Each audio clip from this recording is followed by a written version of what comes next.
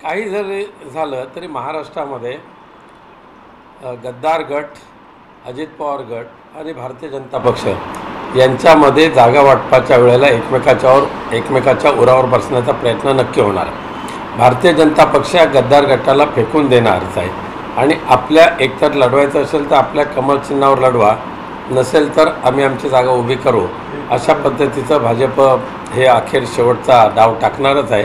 त्यामुळे आता किती जरी हे बसले तर सुद्धा 45+ तर विसरूनच जा, आघाडीच्याच किमान 35+ जागा या महाराष्ट्रामध्ये निवडून येतील।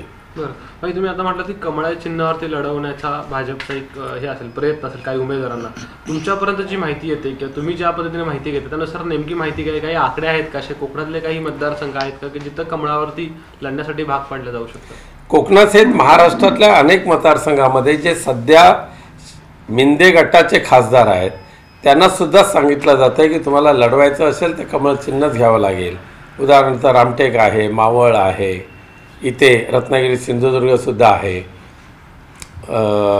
अनेक महाराष्ट्राचे अनेक मतदारसंघ आहेत। तसे मुंबईसहित ज्या ठिकाणी नाशिकला आहे, कोल्हापूरला आहे, हातकणंगलेला आहे, सगळीकडे ही अट टाकली जातेच आहे। बरं, आणि मोदींचे दौरे आता जे आहेत ते जर बघितलं म्हणजे अनेक लोकार्पण प्रकल्पांचं केलं जातं आहे, त्या दौऱ्यांना लोकसभा दृष्टीने देखील एक वेगळं महत्त्व आहे, कारण की वाढते दौरे, प्रोजेक्टचं होणारं लोकार्पण, अशा वेळेला हे चॅलेंजेस वाटत नाही का की आता महाविकास आघाडीला महायुतीचं? साहजिकच आहे, जे प्रकल्प तयार झाले आहेत, आता शिवडी न्हावा हा जो प्रकल्प आहे हा काही मिंदे सरकारने उभा केलेला नाही आहे, तो आता अनेक वर्षापासून आहे। मध्यंतरी पहिला गडर टाकायचा होता त्यावेळेला तत्कालीन मुख्यमंत्री उद्धवजी ठाकरेंनी स्वतः जाऊन त्या गडरचं लॉन्चिंग केलं होतं आणि त्यामुळे हा प्रकल्प पूर्वीपासून सुरू आहे। उद्धवजींच्या कारकिर्दीमध्ये त्याला अधिक गती मिळाली।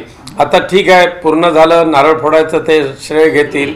केवळ निवडणुकीच्या पार्श्वभूमीवर लोकसभेची निवडणूक जाहीर व्हायला साधारणतः 1 महिना शिल्लक राहिलेला आहे। 15 फेब्रुवारीच्या नंतर आचारसंहिता कधी लागेल आणि त्याच्या अगोदर ह्या महाराष्ट्र राज्यातले अनेक प्रकल्पांचं लोकार्पण करण्यासाठी पंतप्रधानांचा जो वापर केला जातो आहे तो वापर त्यांना फलदायी नक्कीच ठरणार नाही। उलट आज मुंबईसहित महाराष्ट्रातल्या जनतेमध्ये जो रोष आहे त्या रोषाचा प्रत्यक्ष प्रत्यंतर लोकसभेच्या आणि विधानसभेच्या निवडणुकीमध्ये दिसून येईल। राहुल नार्वेकर म्हणतात की सुप्रीम कोर्टाच्या सूचनेनुसारच दिलेला निर्णय आहे, काय वाटतं? ह्या देशाच्या लोकशाहीमध्ये 10 जानेवारी हा काळा दिवस म्हणून मानला गेला पाहिजे। केवळ संविधानाची मोडतोड तर करायची, पण सर्वोच्च न्यायालयाने दिलेल्या निर्देशाला सुद्धा कसं पायदळी तुडवायचं याचं उदाहरण महाराष्ट्राच्या विधानसभेच्या अध्यक्षांनी राहुल नार्वेकरांनी त्या दिवशी दाखवून दिलेलं आहे।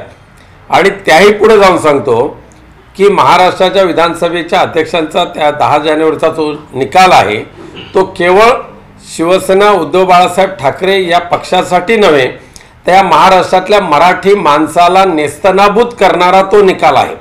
मराठी माणसाचं अस्तित्व संपुष्टात आणायचं आणि सर्वांना अहमदाबाद आणि सुरतेचे गुलाम बनवायचे, महाराष्ट्राला सुरत आणि अहमदाबादची गुलामगिरी करायला लावायची, हा प्रयत्न जो भारतीय जनता पक्षाच्या केंद्रीय नेतृत्वाने धरला होता त्याला दुर्दैवाने हे गद्दार गट सामील झाले आणि छत्रपती शिवाजी महाराजांच्या वेळेला जशी गद्दारी भोवली होती आणि स्वराज्याला जो धोका निर्माण झाला होता, तसंच आज या राहुल नार्वेकरांच्या निर्णयाने महाराष्ट्रातल्या मुंबईसहित महाराष्ट्राला गुलामगिरी करण्यासाठी त्या दिलेला तो निर्णय आहे आणि महाराष्ट्राचं अस्तित्व संपवणारा तो निर्णय आहे। नार्वेकर साहेब असं म्हणतात की जे निकाल वाचन करताना अडथळे तेव्हा ते म्हणतात की कुछ तो लोग कहेंगे, लोगों का काम है कहना। आपण करून घेण्याचं पाप तुम्ही केलेलंच आहे तसं, कारण हे जे नार्वेकरांचं जे स्क्रिप्ट वाचन झालं त्याची सुतोवाच सकाळीच महाराष्ट्राचे मंत्री दीपक केसरकर यांनी लावलंच होतं।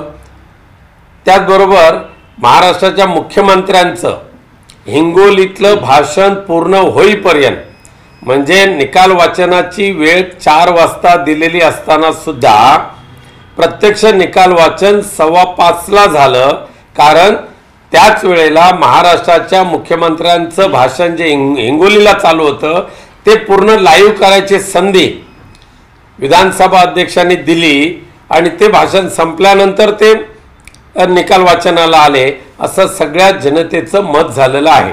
त्यामुळे हे पोपटपंची कोणाची करतायत, कोणाच्या सांगण्यानुसार करतायत हे दिसून आलेलं आहे. बाबरी मशीद पाडली तेव्हा उद्धव ठाकरे गटाचे चिरे चपाटी कुठे होती असा थेट सवाल फडणवीसांनी केलेला पाहायला मिळतो. त्या फडणवीसांनी त्यावेळेचं प्रमोद महाजन आणि लालकृष्ण अडवाणी यांचं वक्तव्य ऐकावं म्हणजे कळेल त्यांना.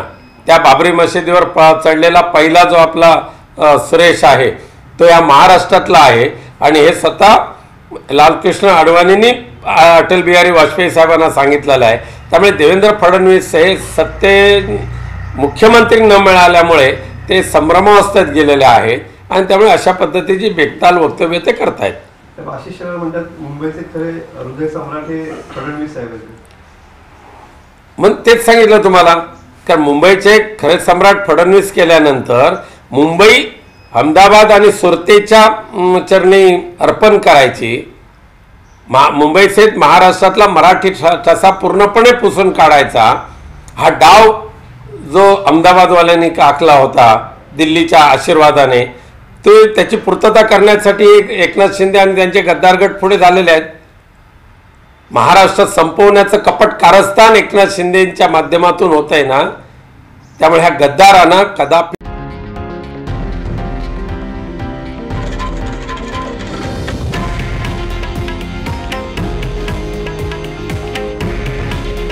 हे आहे देशातील नंबर 1 न्यूज नेटवर्क आणि आपण पाहत आहात TV9 मराठी. काळजी तुमची, हित महाराष्ट्राचं.